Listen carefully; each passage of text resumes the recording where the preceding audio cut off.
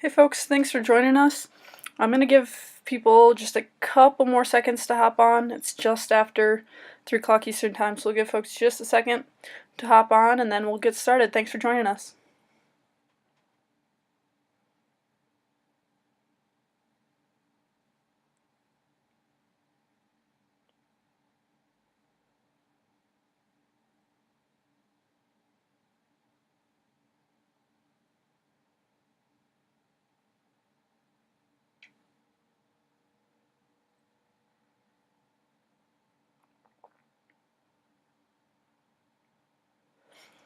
Alright, we're going to go ahead and get going.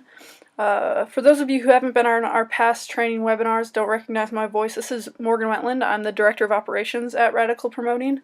I want to thank you guys for joining us. We're going to get through this pretty quick, less than 30 minutes, probably 20 minutes-ish.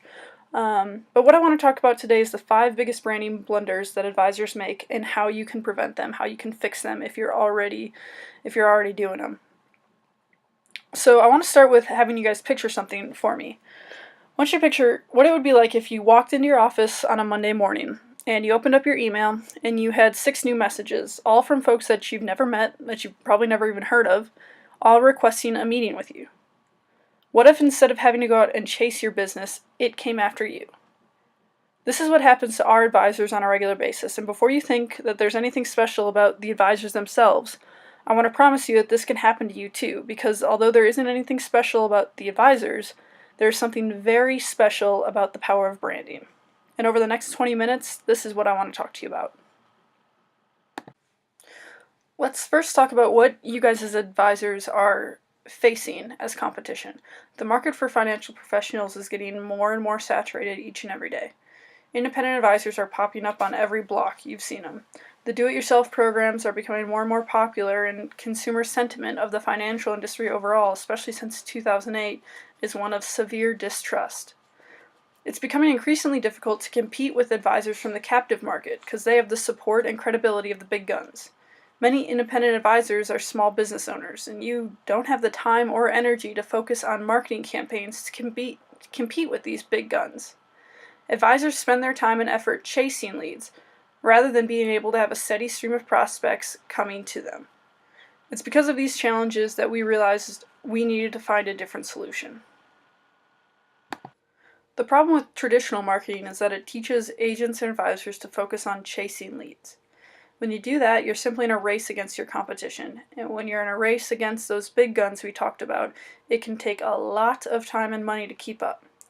We learned that if you can't win the game, then you have to change the rules. And that's exactly what we did, and that's exactly what I'm about to teach you to do. I want to start with branding blunder number 1, and that simply is failing to understand what branding is. Everyone who's started a business has heard about the importance of branding. You have to brand yourself as this. Make sure your brand reaches them, or that your brand impression should portray that. Having a strong, unique brand message is the key to any successful marketing campaign. There's no question about that. The question is, what does branding really mean? And how do you do it? You can't just do it by having a logo with bright, flashy colors. It doesn't just mean plastering your company's name anywhere it fits. It's not just about impressions. It's about allowing people to learn and understand who you are and what you do and what you can provide without having to tell them, and providing the trust needed for them to believe that you can provide it. At the end of the day, good branding breeds trust with your prospects. What your branding should end up doing for you is if you put your name amongst a list of 30 of your top competitors, your prospects should be able to point out your name and explain why you have a significant value for them that they should want to work with you. That's the goal of what we do, and that's the goal of what your branding should do. So now that we know what branding is, let's move on to branding blunder number 2 that advisors make, and that's a failure to define yourself. The solution to defining yourself is to create what we call a unique selling proposition, or a USP. Your USP should allow your prospects to see what you provide over others in the market. Is it your holistic approach to planning? Is it your commitment to personalized customer service? Is it the family atmosphere you develop with your clients? Your USP allows your prospects a simple answer to the question of, Why should I work with you and not them? Let's take one advisor's example, Jeff Cutter, one of our advisors that works with us. He defines his USP in a way that he wants to protect his client's wealth. He doesn't believe in the buy and hold strategy. He believes in significantly reducing risk during times of volatility. These are the things that he defines as his value to his clients, and those are the things that set him apart from a lot of his competition. Each of you already has a USP, even if you don't even know it. What makes you different from the guy down the street, whether it's Merrill Lynch or Bob Smith Financial? If someone were to ask you, why should I work with you and not them, your answer will likely be the foundation of your USP. For example, ours at Radical Promoting is stop chasing, start building. What's yours? It's important to note that this USP is more important for your firm internally. It might not ever be used on your website or in any marketing materials at all. This is your platform for the building of your brand and of your value. Once you've defined yourself, you need to distinguish yourself, and that's branding blunder number 3. Advisors fail to distinguish themselves from their competition in the eyes of your prospects. Distinguishing yourself starts with what we call brand power messages. Every brand has them, probably including you, and if the brand has a good marketing plan, everyone should know what it is. Let's take these for example. I bet you when I read these off, you can name exactly what company it is that represents these power messages. Just do it. Nike, obviously. Sorry, Charlie. The happiest place on earth. One of my favorite, the King of Beers. Or 15 minutes could save you. We can all finish that sentence. And it's because these brands have spent years and millions upon millions of marketing dollars to make sure that each one of you could answer this quiz. So what we want to do is we want to have that same effect. We want to saturate your market in that way without the years and the millions of dollars that corresponds what these companies did. Now let's do a secondary quiz. Let's see if you can name the company associated with these. Low risk, low volatility investment solutions. You don't need to lose in order to gain. Security, value, peace of mind. Obviously, the answer is right there on the bottom. Cutter Financial Group. That's Jeff Cutter's brand power messages. And although you probably wouldn't have known that, that's not quite a concern to us. If you ask any baby boomer in Falmouth, Massachusetts, they will tell you that these brand messages belong to Jeff Cutter of Cutter Financial Group. Most of the time, they can even finish a sentence for you. His target prospects in his local market know his power messages, and they know his brand, and they know his business. Despite the fact that when he opened up his business, there was about 119 agents within a 30-mile radius of him. We're going to show you how he did that. Your brand power messages are essentially abbreviated versions of your unique selling proposition. You're essentially looking to create a single phrase that prospects can identify as your value to them. You want it to be something that's easily recognizable, easily repeatable. After all, there's no limit to the power of word of mouth, but if your prospects have trouble remembering or communicating your value, are you really all that valuable? These brand power messages should include the most critical pieces of your brand. So when we go back to asking that question, what value do you provide, it should be included in your brand message. Some of the key components of it are, it needs to have rhythm and phrasing. You don't have to lose in order to gain. There's a rhythm to that. It should highlight a key benefit. It should be 6 to 8 words, maybe even less if you can do it. And it should be honest. If you can't back it up, then you shouldn't be saying it. I want to give you some examples of these brand power messages so you can see the techniques that we used when we created them. The first one there, insurance advisors assuring your future. A play on words, insurance assuring. The next one, stop guessing, start planning. Call to action. We're invested in your financial future. You're creating a team approach to investing. A family-based firm for a family-based investor. You're committing to a specific relationship with that client. And the last one there, life is complicated. Your finances don't have to be. This instills confidence. So you can see the goal of each of these brand power messages and how we use a specific play on words or a specific call to action within it so that we're communicating what we want to communicate in a very short, quick, rhythmic way. This is what you can do with your value. That brings us up to branding blunder number 4, and that is a failure to walk the walk. It's a failure to live up to what you're saying. If they hear things over and over and over again, they might start to believe it, but if they walk into your office and you don't back it up, it doesn't mean anything. The most powerful thing that you can do with your branding is to practice what you preach. You have to live up to that message that you've just created. If you promise superior customer service, make sure that you provide it. If you're saying you can have effective results, make sure you're able to deliver them. If you're promising a family environment, make sure that you create it. These brand messages have given them an impression of you, and it's an impression that they have trusted enough to be able to come into your office. Now, if they walk in your door and you don't back up what they've believed about you, the reason why they're in there, the fact that you have a superior customer service, or the fact that you create a family environment and they don't feel that, then they're automatically going to be put in a place of distrust, and you're going to be fighting an uphill battle from the second they walk in that door.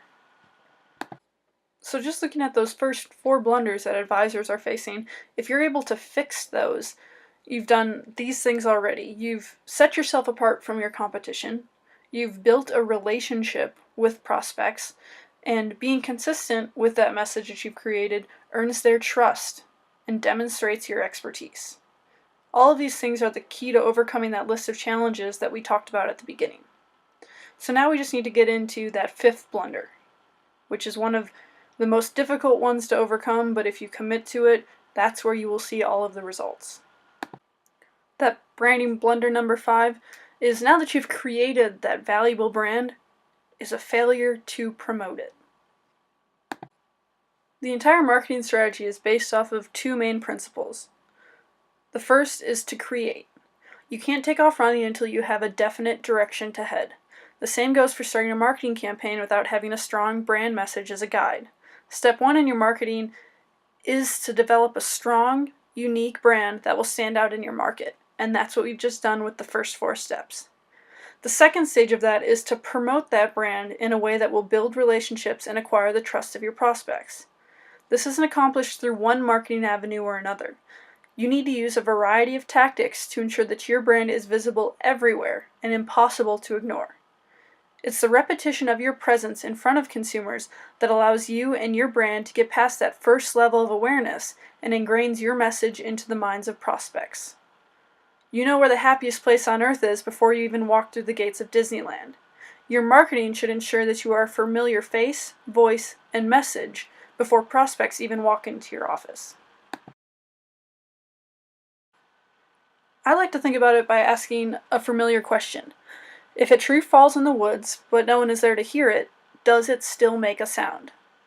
Or in this case, if your branding is really strong and your message is great, but your prospects never hear or see it, does it do you any good? The answer to that is obviously no. You need to put as much thought into promoting your brand as you did into creating it. Think about it from all angles: where, what, when, and how. Let's start with the where. Our advisors, whenever they do a seminar or they have people come in for client meetings, they always hand them a little sheet that says, "Where did you see me?" And it lists things like Facebook, TV, I heard a radio ad, my friend told me about you. It has all the different avenues that you can reach a prospect on. And before they start using this branding program, advisors will maybe see 1 or maybe even 2 boxes on that list checked off. But after we start branding them in this manner, you start seeing every single box checked off. They're seeing them 5, 6, 7 places before they even walk in the door. And it's because we use this strategy. In order to create a brand recognition and relationship that's necessary to be successful, your strategy needs to involve a comprehensive mix of marketing methods. This includes social media profiles, the design and implementation of online advertising campaigns, email marketing drip campaigns and announcement blasts, print marketing campaigns, discovery and capitalization strategies for local PR, the creation of custom articles to educate and engage your target market. The power of brand is developed from the relationship that each of these components has with the others. Each puzzle piece of your marketing needs to fit into its rightful place. The media appearances from the PR efforts are leveraged with social media posts. The print marketing provides the messaging that's translated into your email campaigns. The blog content can be promoted on social and give freshness to your website. It all works together, because we all know that the whole is greater than the sum of its parts. Once you have the where sorted out, then we get into the what. And the key to the what is integration. Your branding needs to be consistently integrated into every marketing piece you use. For example, a Facebook branding ad campaign can target your high probability prospects with your imaging and brand messaging for just pennies. By optimizing your campaign with the right phrasing and call to action, you can get thousands of impressions in your local area in just days.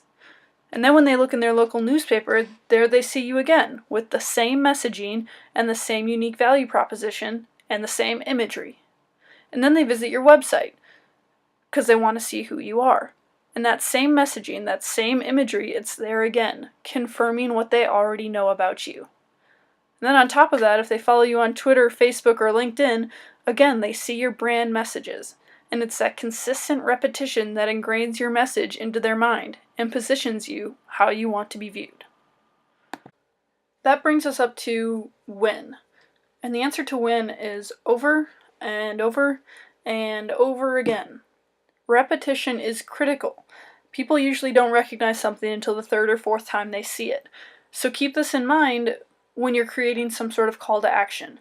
Your first 5 touches you should be giving to your prospects, giving them articles, videos, other resources. You're educating them. You're providing them value in the first 5 touches.